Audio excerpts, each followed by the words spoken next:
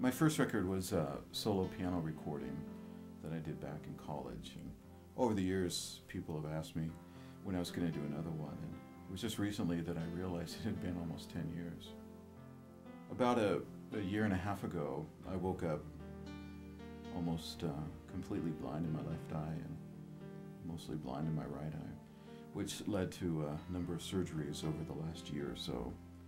And about this time, a friend of mine who had called me for years and have been asking me to do another album called and said, this is the time to go back in the studio as part of my healing process.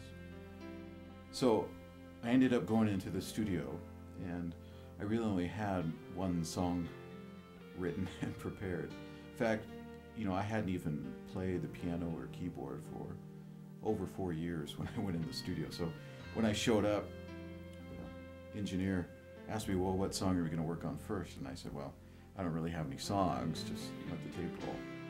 So needless to say, the first few sessions was really just very expensive piano practice. These songs are very pure in the sense that they were not something that I labored over. They were something that I just let come out of me after many years of really not being in that creative mode. And to be frank with you, I was a bit surprised by a lot of what came out. In the process of losing my vision, it's been a difficult year and a half.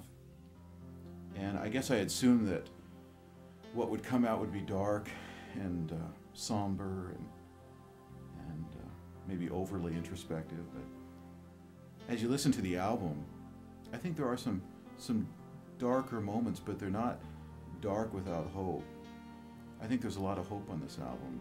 And I think even in my own life realized that despite what has gone on, and despite which may at some point lead to total blindness, that there is hope.